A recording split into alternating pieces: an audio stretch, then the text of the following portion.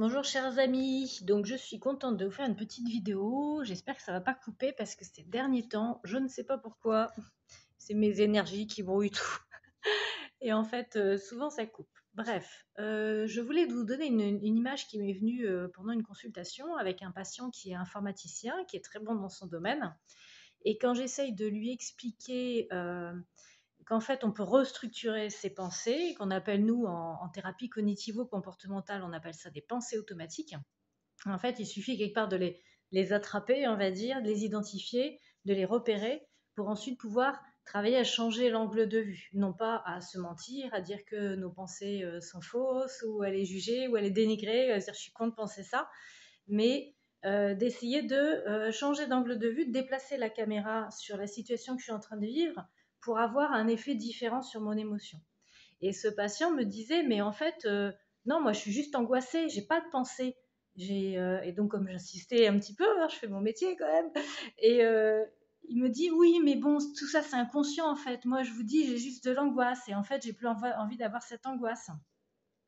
Donc, je récupère ce qu'on appelle nous les colonnes de Beck, en fait, qui est un outil qui a été créé par Aaron Beck et qui permet d'aller travailler ces pensées automatiques. Et je cherche une image, un peu comme faisait Jésus, on va dire, hein, une métaphore dans son métier, vu que je suis pas bonne du tout en informatique. Et je lui dis, bah écoutez, regardez, l'autre jour, là, j'ai changé de téléphone et je me suis mis sur Gmail, parce que sur Yahoo, j'avais des problèmes. Et je m'aperçois, je suis vraiment pas contente parce que c'est vraiment assez récent que j'ai ce nouveau mail, qu'en fait, je ne peux plus envoyer de mail. Google n'arrête pas de me dire, attention, saturé, plus assez d'espace disponible, dans 2 jours, vous ne pourrez plus envoyer de mail. Alors, je suis quand même assez embêtée, vu que j'ai changé de mail exprès pour ne plus avoir de problème. Et je lui dis, vous savez, par exemple, moi, je constate juste qu'il y a un problème. Donc, je suis embêtée. Et pour moi, c'est inconscient.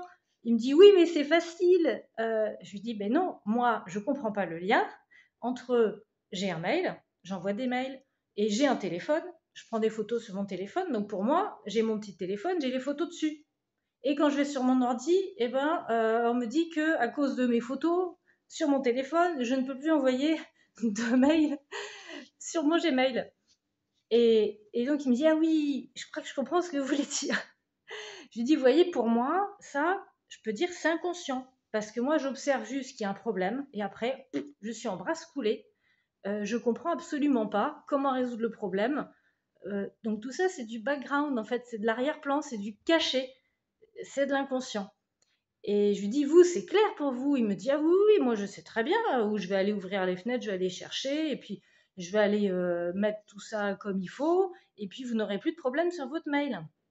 Il me dit, je comprends pourquoi c'est en lien.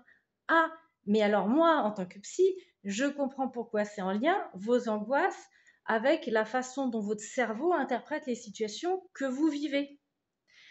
Donc, je ne sais pas si cette image peut aider d'autres personnes, et je me suis dit, je lui ai dit, vous savez, on pourrait peut-être se faire une vidéo, parce que peut-être ça pourra aider d'autres personnes à comprendre cette histoire d'inconscient qui en fait n'est pas si inconscient que ça. C'est-à-dire que quelque part, si on prend le temps d'observer ce qui s'est passé chez moi au moment où j'ai eu l'angoisse, alors là on parle d'angoisse, mais ça peut être d'autres émotions, si je prends le temps d'observer euh, le déclencheur, c'était quoi le déclencheur qui a généré cette angoisse? Et entre les deux, il y a, on va dire, une espèce de boîte noire que je peux aller observer, que je peux aller ouvrir si je prends le temps d'observer, hein, comme disent les personnes qui font de la méditation, observe yourself, et non pas d'aller analyser pourquoi je suis angoissée, pourquoi je suis pas normale, et pourquoi les autres ils le vivent bien et pas moi.